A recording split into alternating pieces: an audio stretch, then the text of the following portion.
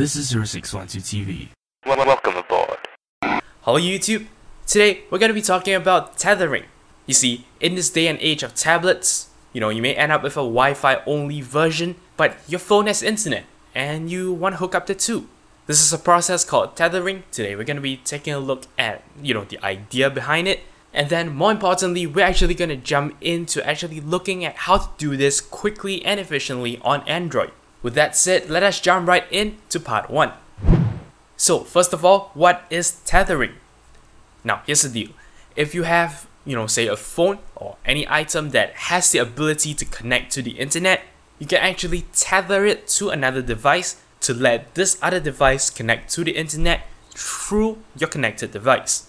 So to actually use a practical example, let's say now I have a phone that connects to the internet via 3G, and then I have, a laptop or a tablet or anything along those lines that as it stands does not have internet connectivity. So then the idea is I want to actually share my phone's internet connection with this disconnected device. There are a multitude of ways in which I can do this. I can actually hook up my laptop to my phone using a cable that is called USB tethering.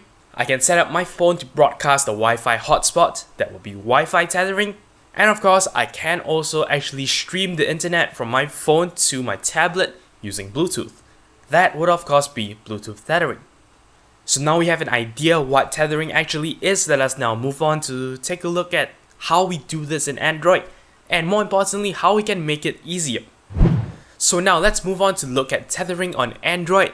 In particular, I want to look specifically at Bluetooth tethering, and the reason for that is because Wi-Fi tethering between a phone and a tablet is possible, but quite battery intensive for the phone. Cable tethering in general is not an option, seeing as that I don't think you can actually connect a cable between your phone and your tablet. I'm gonna hazard a guess that it might be possible if you get the correct cable, but seeing as that most people don't have access to that, we're not gonna talk about it either. So then what's left is Bluetooth tethering. Now Bluetooth is a technology that is meant to be left on, meaning it's quite nice on the battery. It's not as fast as Wi-Fi, but based on my tests, it actually still does serve its purpose quite well. You can almost leave your phone in your pocket with Bluetooth tethering running, have your tablet with you elsewhere as well with the Bluetooth on all the time, and this gives you two permanently connected devices. So that is the pretty interesting setup that we're actually going to go into further detail to explore today. So then we take a look at how you would normally do this on a plain Android setup. To do this, I actually had to enter the settings menu, head over to the more option, go to tethering and portable hotspot, and then actually enable Bluetooth tethering before I can actually get it up and running. The setup for the phone is done. We now move on to the tablet. On the tablet, I have to switch on Bluetooth. I have to go to settings, go to Bluetooth, look for my phone on that list, actually go in and check the internet sharing option.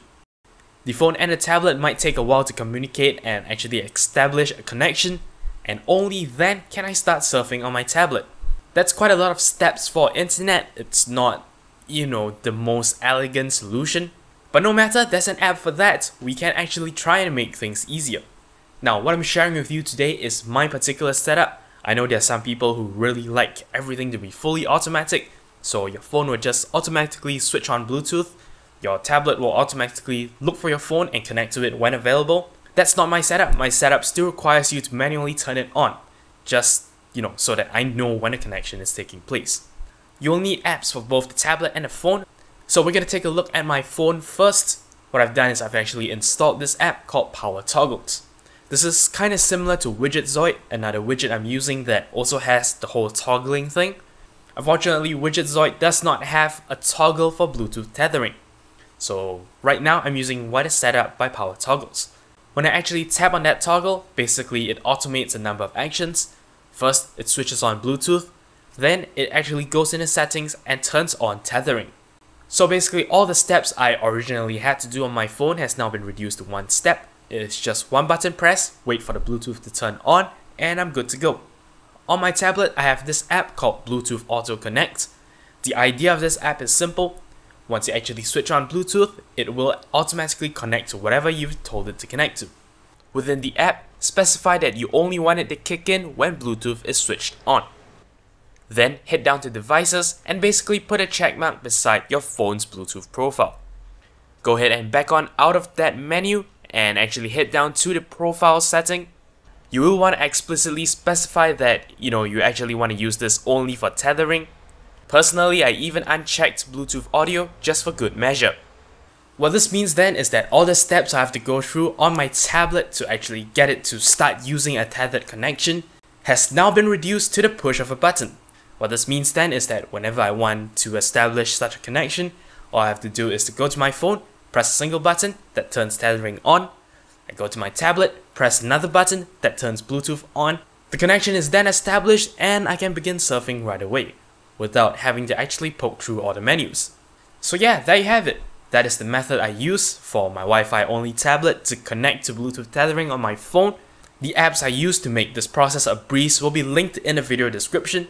If you have a setup like I do, you can actually, just try these programs, try to see if you can set it up for your stuff to link together quicker. Anyways, that's all there is for this tutorial. I hope you found it useful. If you have any comments, queries, or suggestions, feel free to leave a comment in the comment section below. Don't forget to follow the official Twitter account for this channel at twitter.com/0612tv. As always, I appreciate every like, favorite, and subscription you give me. But until next time, you're watching 0612TV.